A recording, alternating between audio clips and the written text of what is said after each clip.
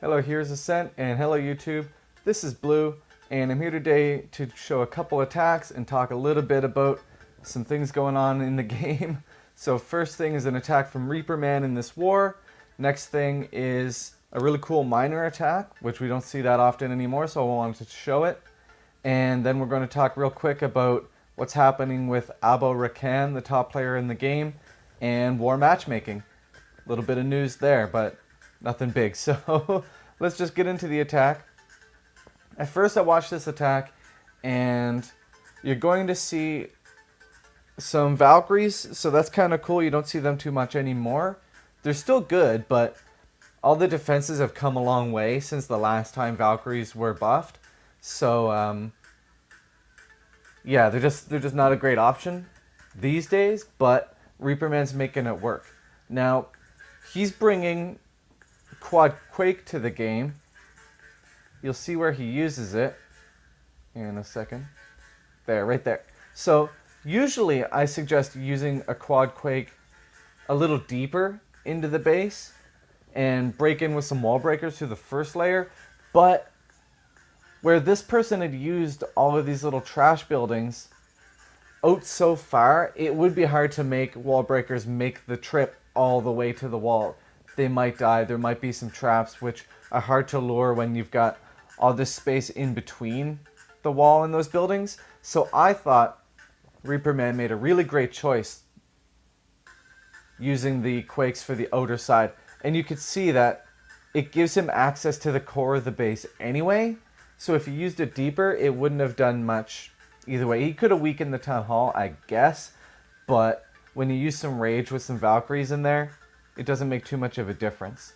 So he's got two golems going in. He set them a little far apart from one another, so that was smart. He's got some wizards to come in and make a bit of a funnel. And I'll show you in a second why this funnel works. Boom. Okay. So these couple of buildings, these three buildings are still standing. That'll draw the Valkyrie's attention toward them and then deeper in the base. However, if he did not destroy this particular building right here, you could see how there would still be a link in that chain of trash buildings that the Valkyries would have followed around. Let's check the other side. And this pump is going to go down as well. So these couple of buildings standing here still will attract the Valkyries in. So let's see if he puts them in while they're still up. Okay, he's kind of waiting a long time to put the Valkyries in. They should have been long ago. That's a really shallow rage. I'm wondering why it's so shallow when he should have put it deeper.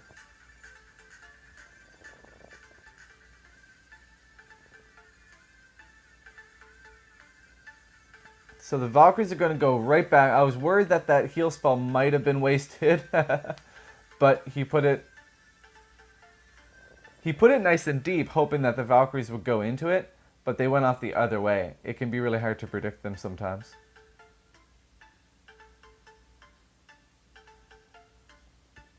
So it looks like everything's going just fine now. All of his spells are used, but he used them just when he needed them, you know? Queen's still up, King's still up. So this is really going his way. So as he finishes off, you notice how the Valkyries went up into this compartment and did all this work up here instead of going in the middle. You could tell he anticipated them going in the middle because of the heal that he placed ahead of time. Now, that's what happens when you attack against a corner like this. Things can just split off weird ways and just go all over the place. So that's why it's best to attack along the longer side of it. So all you have to do is just take off one corner, take off the other corner, and then hit in the middle. And you can trust that they're going to go within the base. So if you look at this base, this is a really small area right here, right? So if he had quaked all of this area right around here, then they would have definitely went in the middle. But with this base being so big and attractive to the Valkyries with all those little buildings touching each other, that's why they went up there. So I thought Reaper Man made a really great choice with his quakes because he opened up a lot of space with it. and it would have been hard to get wall breakers in there, so I can definitely see why he did that, and that was the right choice. He used nice deep spells so that his Valkyries would move into them instead of placing it over top of them, and then they'd run out of them real quick, right? So I thought he made really great choices there, and as far as advice, I guess, try to attack against the long side of a base because you get more direct pathing. If you attack against a corner, things can split off in unpredictable directions. So let's watch that miner attack with our newest member. What's his name again? Emang EA is what I'm going to call it. Did my best. Okay, so it's looking like a 9.5. You know, it's pretty fair. Now, if it was just miner spam, I probably wouldn't care. But Emang uses a really smart hog there, which probably would not have attracted the town hall. I mean, the clan castle anyway. So we probably should have sent it from down here. So it would have moved up to either of these two buildings. And then at least it's loose. At least the CC troops have come out and he could lure them up to this direction. But anyway, it's still super smart that he tried in the first place. I don't think anything's in there anyway. Next thing. Here comes his golems anytime now. Oh, look. He's hitting the corner. He's hitting the corner hut, getting that dealt with. Because those can be a huge problem. As you'll notice... Oh, I thought there was another corner hut there, but instead he's putting an archer down here just to kind of tidy up some loose buildings that can slow you down at the end. There's one hut over here, and we'll get to that. And look, he's even doing it up here too. Hit those corners. There's nothing there that can hurt those archers, so it's really smart to do this. So these are great tips, and we're learning from Emang already, which is awesome. So let's fast forward until we get... There we go. So those golems are coming in. The wizards behind them will kind of funnel, but more than anything, just the miners won't be slowed down. They won't have to stop, hit it, do their little pause, and then go back down. So here they all come. He's obviously using a 4-finger drop, so that's all 4 fingers on the screen at the same time, which is awesome. Those healers coming in from the clan castle, it looked like. Awesome. Now that jump spell puts the king right in the core. The golems are protecting everything. The miners are under a heal spell. And just like Reaper Man did, Emang is using the spell deeply. Nice. Ooh, that giant bomb hits them. But there you go. So he's giving his miners room to move. You could see how they're only at the edge. Like, he could have put it a little deeper, but, you know, I think he's got things under control. So he's got the miners at the edge of them. So they've got room to move into the heal spell instead of out of the heal spell. So this is smart. And, I mean, that sounds like the basics, you know. That sounds like not even worth mentioning sometimes. But it is, because some people don't know that. And I think bringing the balloon along with those healers was smart because you saw it eat up the Seeking Air Mine, which would have hit one of the healers instead. I mean, you can't force that to happen because the healers come out before the balloon does, but it still floated around and it helped. There, the golem's still doing its job. So many miners left over. They're only level 2. That was awesome. So this being a 9.5, it's still got some... It looks like he's, you know, upgraded a lot of stuff still. Let's try it, you know. Let's do some practice with it, I guess. You know, if you want some miners, I can give you max level 1s. Yeah, if you've got level 2 or above, let's try it out against some Town Hall 8s and some Town Hall 9s and see what happens. I like it. So, let's not waste too much time because I don't want to go on and on about something I don't know a lot about, which sort of is the theme of this whole channel. But our top player in the world Abel Rakan, he's got the top 2, and early in the day he got the top 3. There's a lot of talk about him being banned. So we have, it's a kind request to Supercell that please unban Abel Rakan account. It's an unfair ban to him. We believe in fair gameplay. Hope you not take any wrong decisions. So here's the thing. We don't know what's going on.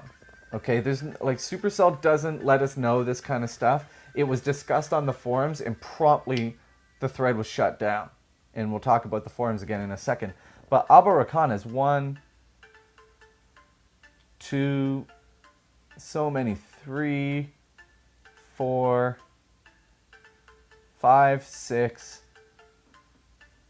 at least 6 accounts. Maybe even more. First of all, why call them all the same name? You're just asking for trouble. It makes you look a little suspicious. Everybody's known, but people don't really talk about it, that win trading and account sharing is a huge problem in the game and goes on. Like, people just give someone else, when it's time for them to go to bed, they give someone else their sign in and they just take turns boosting each other's accounts up the leaderboard. And I think it really contributes to clouds and makes it a long time. I just hit my personal best trophy record, and I've been sitting in clouds for over 2 hours right now. And that's nothing, because 4.5 and 5 are the top times for me. So I just hit 5,765, which, as you can see, is my all-time best. So I'm really happy about that. I'm gonna just, try to boost that up as much as I can this season. But, I do it by just sitting in clouds, waiting, doing the best possible attacks that I can, managing my shields effectively, and that's it. Nobody manages my accounts when I sleep or when I go to work or anything like that. There's somebody in our band group, our chat group, not our clan, who freely admits to doing this, and he shows pictures of it.